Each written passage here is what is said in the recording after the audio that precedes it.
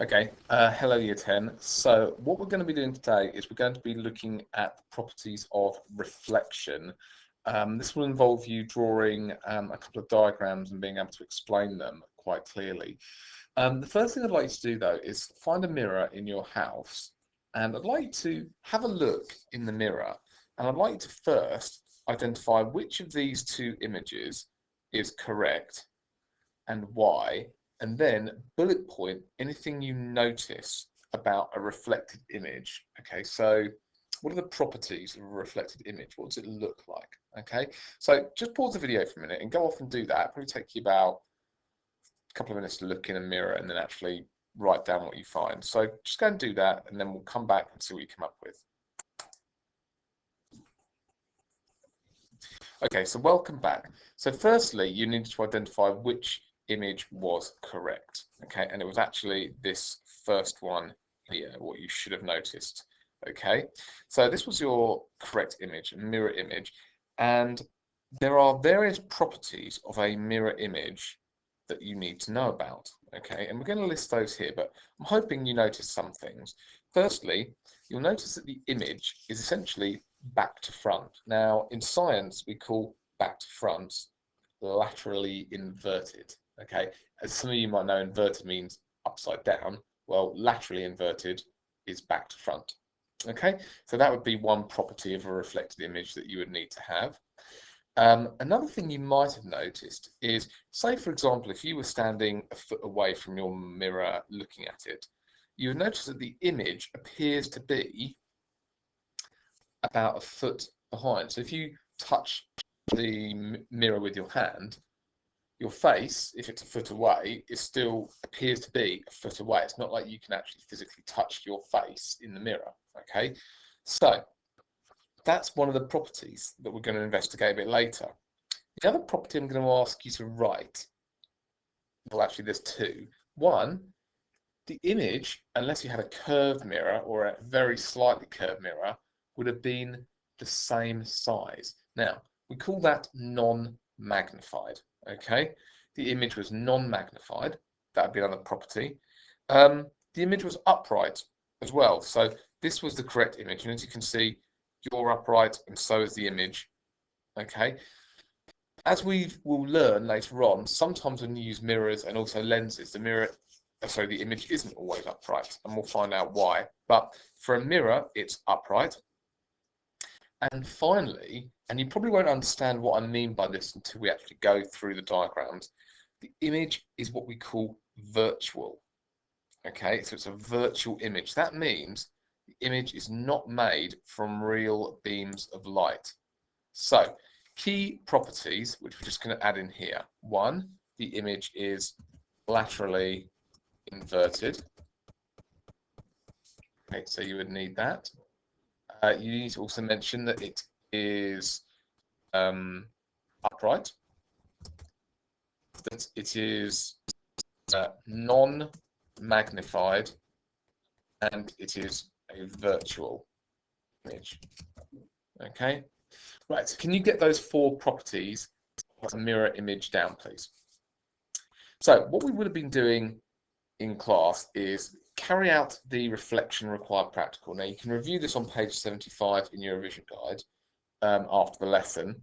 It would definitely be worth doing this.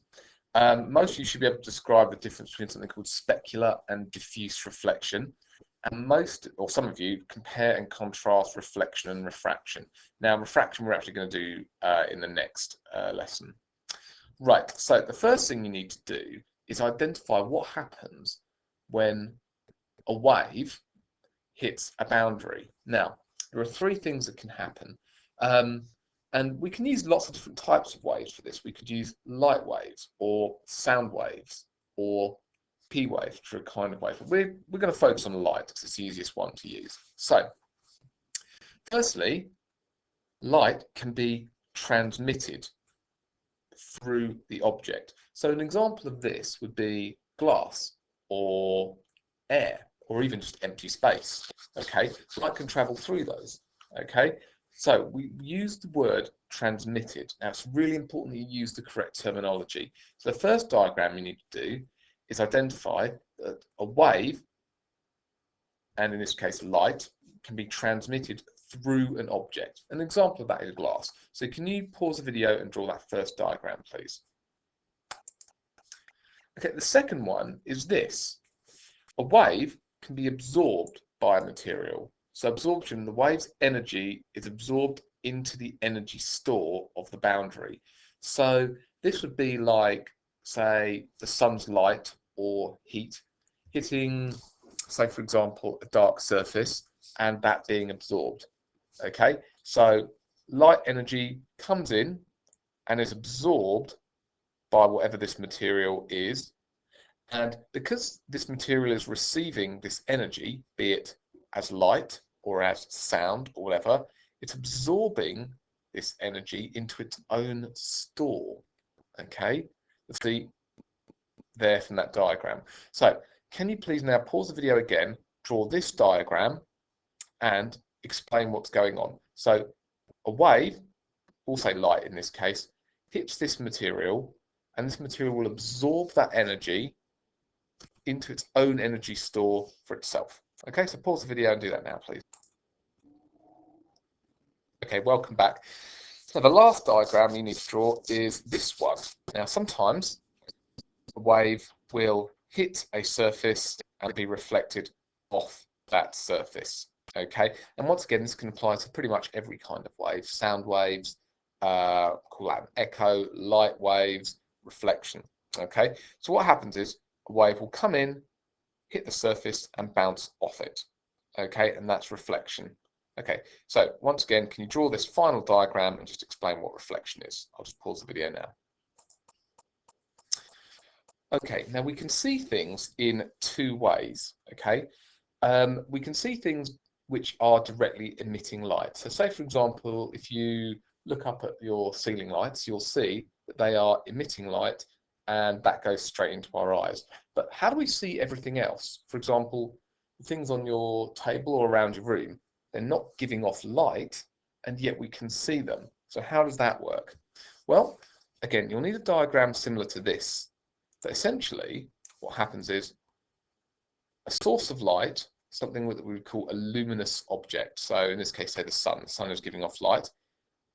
That light will hit the surface of an object and bounce into our eyes, will be reflected into our eyes. Now that's a very basic diagram, okay, but the principle is really, really important. So that's how we see the world around us. Most of what we see is actually reflected light. There are only a handful of light sources, what we call luminous objects.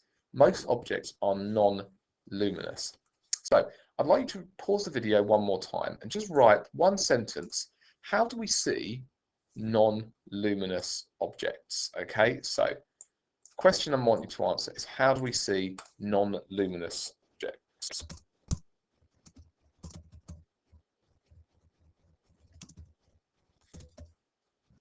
And that's anything that can give off its own light.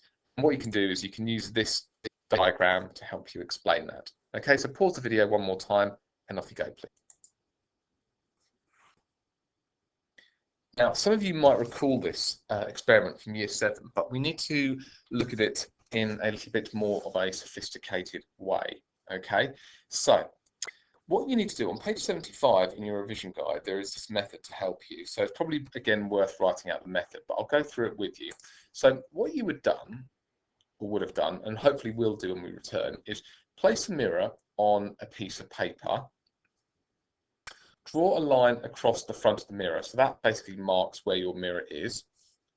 Draw a normal to the mirror. Now, for those of you that can't quite remember, the normal is an imaginary made-up line which you always draw at a right angle to the reflective or the refractive surface. So, for example, in this instance, there is our mirror.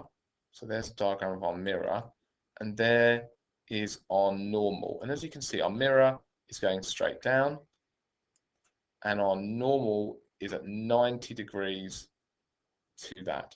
And it's a dashed line, and it's a dashed line because it's not really there. It's an imaginary made-up line, and its only purpose is to help you calculate the angles. Okay? Then, what we were going to do was shine a ray of light at different angles to record, to the normal and record the position of the incident and the reflected rays. So basically the angle of the ray coming in compared to the angle of the ray coming out. So that is your method. So once again, please pause the video and copy up that method into your book. Okay, that should just take you a couple of minutes. And then I'll go through what you should have found if we'd done the experiment itself.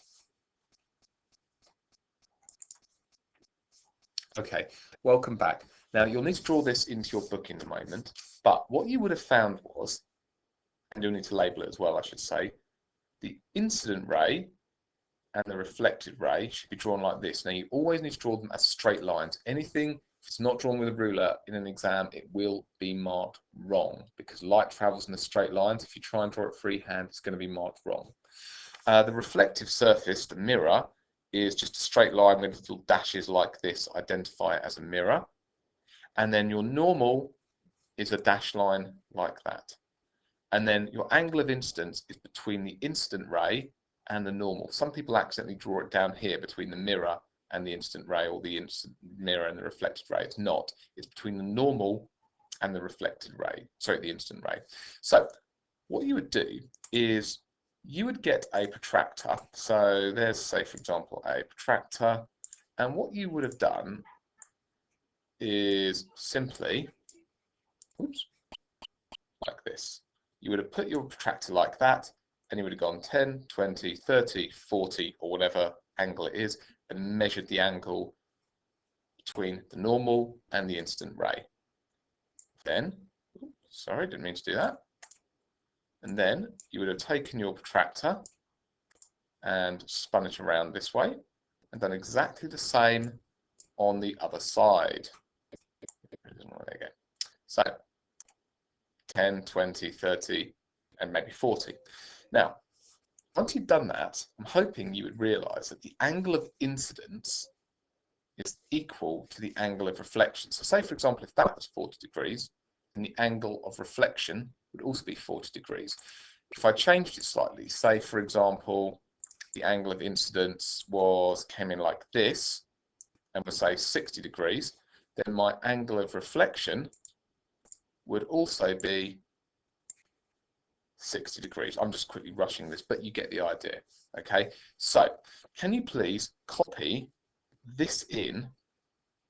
The key idea here is the angle of incidence is equal to the angle of reflection. That's stated clearly also on page 75 in your revision guide, so have a look at that. Okay, but I'd recommend you copy this diagram in, making sure you label all of these. Okay, all right, pause the video and do that now, please. This is just a quick one. What you might get sometimes is your reflected surface is at a funny angle, but the same rules actually apply. If you look here, the beam comes in, it hits the reflective surface, but look at where the normal is, okay? The normal is still at a right angle to the reflected surface. So you can still calculate your angle of incidence, which would be that one, and then your angle of reflection, which would be that one. Okay, so just be aware you might get an example like this in your exam. And just in case you missed it first time, there it is. So just going back to this example here, okay, say for example there's a piece of homework, just a piece of paper on the table. Why doesn't it look like a mirrored surface? So when you look at a mirror, okay, we get a very clear image of ourselves. Why can't we look at a piece of paper and see a clear reflection of ourselves, especially if light is clearly being reflected from a light source into our eyes? Why is that? Well, there is a reason, okay? So, why can't we see ourselves in a piece of paper? Because there are two kinds of reflection. Again, you'll need to copy these two diagrams into your book.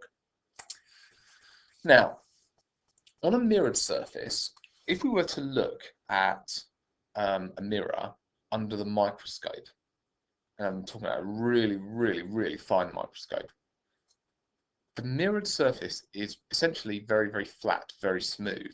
What that means is, as beams of light come in, they are reflected in a very ordered and regular way. And so what we end up doing is we do indeed see a mirrored image. And you can see here we've got in each case we've got the normal there and there for that one. And they're always at right angles to the reflective surface. So specular reflection is where the light is reflected in a very ordered, very predictable way. However, if we were looking at a piece of paper or pretty much any other surface that isn't a mirror, what happens is a beam of light comes in and you can see it's coming in the same way. But when it hits the surface, you can see the surface is much rougher. So under a microscope, it looks more rough. That means that the light is scattered in every direction. And the same rule does apply. If you look closely, the angle of incidence still equals the angle of reflection. Look, it comes in, but because it hits at an angle, that beam of light goes off that, but the normal is still at 90 degrees to the reflective surface. Here, the normal would be like that. Here, the normal would be like that, and so on, and so on. Okay, so when we look at, say, a surface like a piece of paper or a wall or anything really, we are looking at what we call diffuse reflection. Okay, and the reason that happens is because the surface is so much more rough. The light hits it at an angle, still obeys the same rule. The angle of incidence does indeed equal the angle of reflection, but because it's a rough surface, those beams of light essentially scatter off in all directions. So when they come into your eye, you don't get a clear image or a mirrored image, but you do get an image. Okay, so once again, pause the video now and please draw that into your book. If you get a little bit stuck, there are diagrams at this on the bottom, page 75 as well. Okay, last thing. So this is the final image I'm going to get you to draw in your book. Now this is quite advanced, but it basically gives you the ability to understand how a mirror image forms. So what you've got there is a mirror, and there's your eye. You're looking at a mirror. Now let's just say you wanted to look at an object which was above your head. There it is. I'll just make that so that it's giving off light. Okay, so this gives off light in pretty much all directions. So let's just say it's yellow. Right. What we would think of is it gives off light to all angles. It hits the mirror and then bounces into your eyes. I'm rushing a little bit with the angles, so you'll have to forgive me on that one. Just going to change that ever so slightly. Okay, I'm cheating a little bit, but hopefully you'll understand the concept. Right, so our beams of light come out and bounce into your eyes. I'm actually going to just cheat a lot and just move the eye so you can actually just, there you go. Right, so if we wanted to see that object, well, that's obvious. Say, for example, a light on the wall.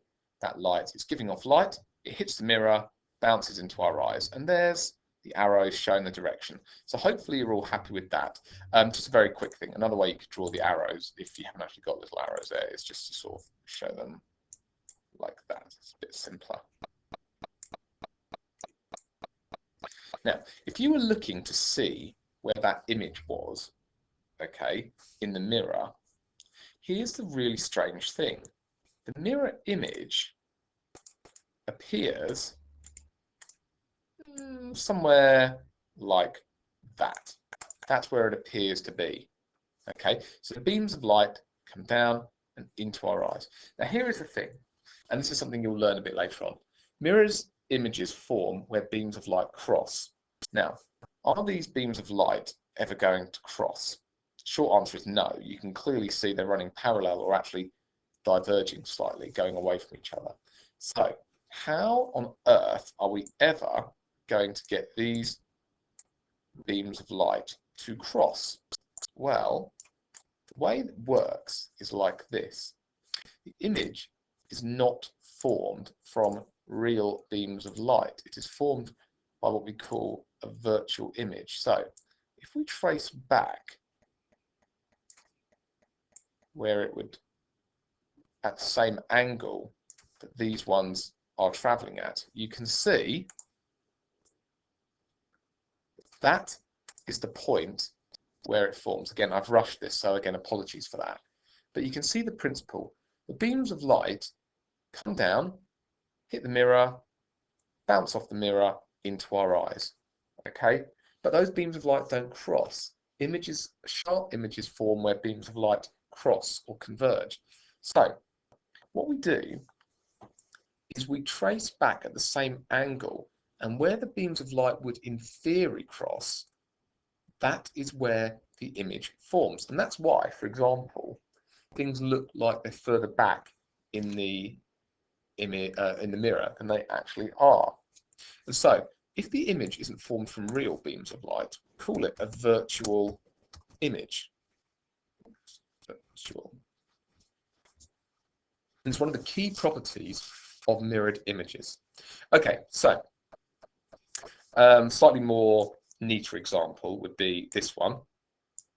So we can see here, you're say looking at the microphone, say in the mirror behind you. So beams of light coming off the microphone, hitting the mirror and going into your eye. So imagine you're looking at something behind you in the mirror. That is where the mirror image forms. Okay, so you can use either my example, so you can go back and pause that, or you can use this example. Either is good. They're basically the same thing. And I'd like to explain how we get a mirror image. So pause the video one more time and do that. Then in assignments, there are a series of questions which are about reflection. Now those should take you about 25 minutes. Me talking has taken about 20 minutes, and then asking you to pause and draw this up. The diagrams will probably take you pretty much a full hour, so you might have to run over slightly and finish this up later. I'll leave the questions up all night, and then I'll bring in the answers at the beginning of the next lesson. Okay, so good luck everyone, and I'll be online if you need any help.